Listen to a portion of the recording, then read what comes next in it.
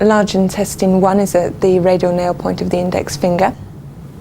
I'm going to be looking at the proximal and radial borders, looking and feeling for the flare of the bone, looking at where the nail bed is and putting my point in.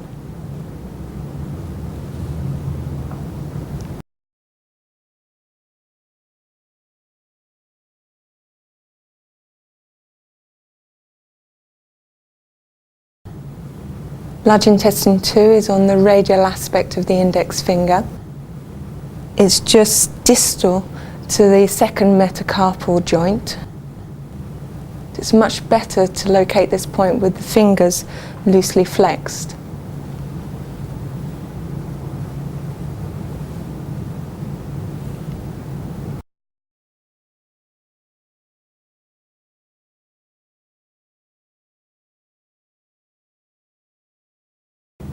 So moving from large intestine 2 to large intestine 3, over the head of the second metacarpal joint into a significant depression.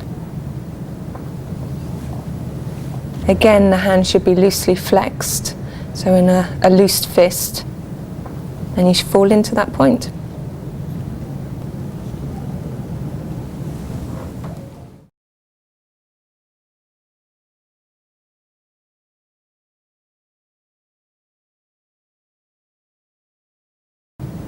Large intestine 4, you're going to find the length of the second metacarpal bone. So running your finger down, finding the base, making sure that you're not actually on the carpal bones themselves, finding the midpoint of that shaft of bone, coming between the first and second metacarpals, nearer to the second than the first in the muscle.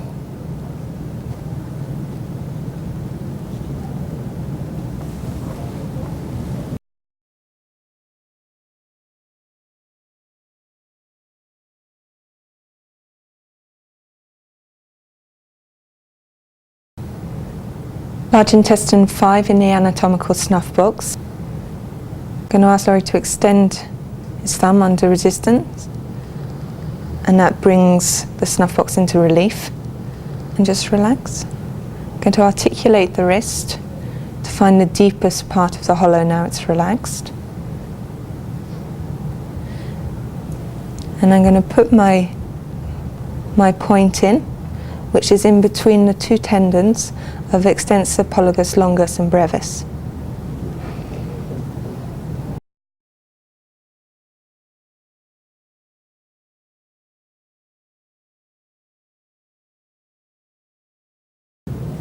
Large intestine points are best located with the arm resting against the abdomen. Large intestine 6 is 3 cm proximal to large intestine 5 on a line going to large intestine 11.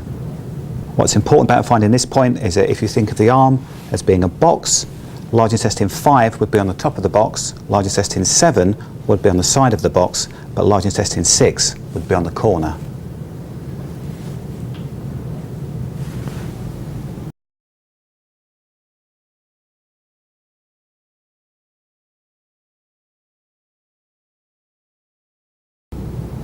Large intestine 7 is located 5 cm proximal on a line joining large intestine 5 and large intestine 11. The point has quite a bony feel.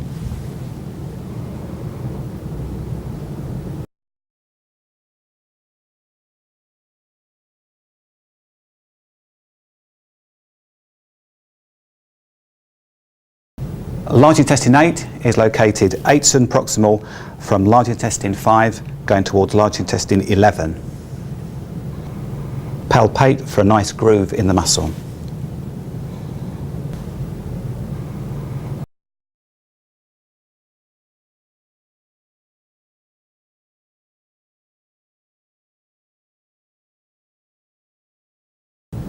Large intestine 9 is located 9 cm proximal on a line joining large intestine 5 and large intestine 11. Run your finger along that line and you'll find at 9 cm you'll fall into a nice groove in between the muscles.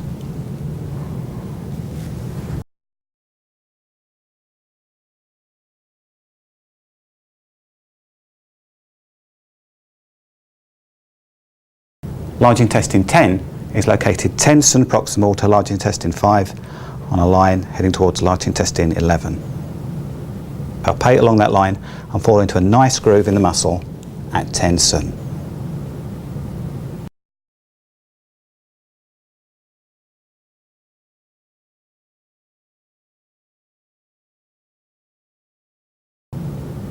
Large intestine 11 is located at the midpoint between lung 5 and the prominence of the lateral epicondyle of the humerus. Typically, this is at the end of the transverse cubital crease when the arm is fully flexed.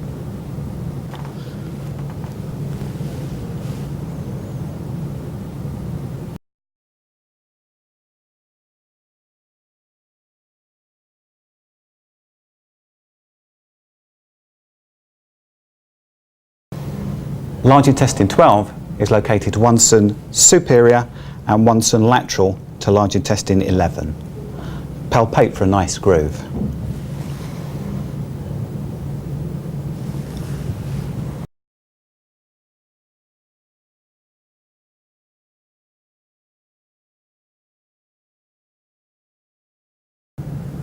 Large intestine 13 is 3 cm superior to large intestine 11.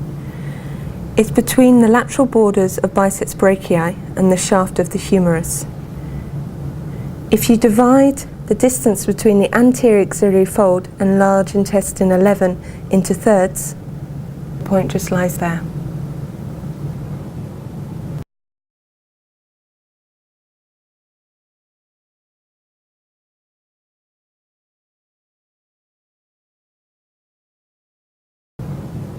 Large intestine 14 is located on a line joining large intestine 11 to large intestine 15.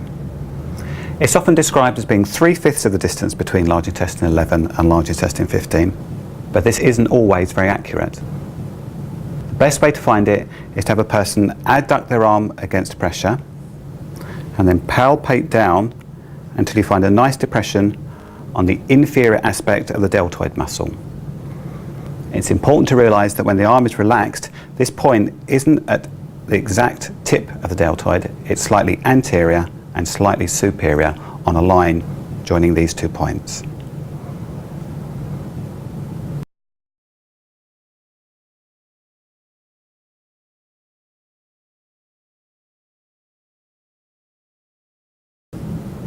Large intestine 15 is located anterior and inferior to the acromion process at the origin of the deltoid muscles. The easiest way to find this point is to take the weight of the person's arm, extend their arm, and palpate for the clefts between the anterior, lateral, and posterior heads of the deltoid. If you push medially, you should be able to feel the bony extremity of the acromion process. You need to locate this point inferior to the acromion process between the anterior and lateral heads of the muscle. Mark this point when the arm is then relaxed.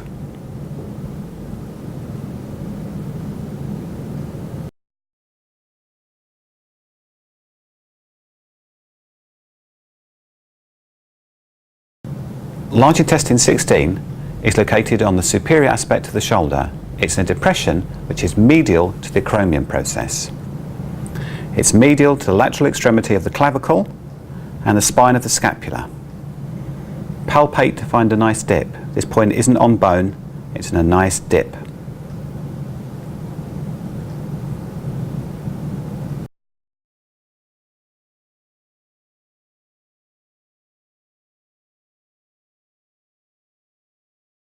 Large intestine 17 is located 1 cm inferior to large intestine 18, but on the posterior border of the sternocleidomastoid. If the person turns the head against resistance, it should be quite easy to locate the sternal body of the sternocleidomastoid. Mark your point 1 cm inferior, and then have them relax their neck.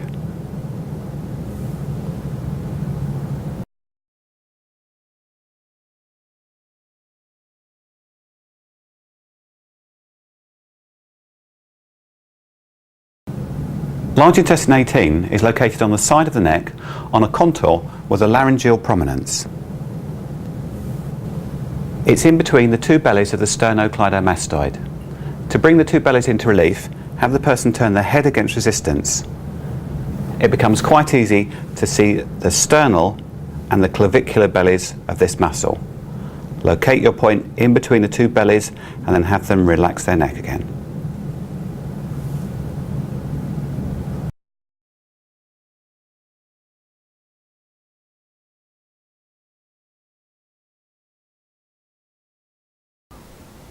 Large intestine 19 is directly below the outer margin of the nostril on a level with DO26.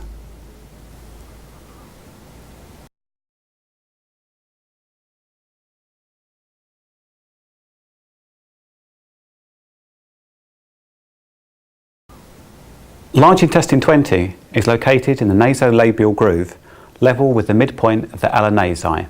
The ala nasi is the nostril, so find the superior border of the nostril, the inferior border of the nostril, hence the midpoint, and come out into the nasolabial groove.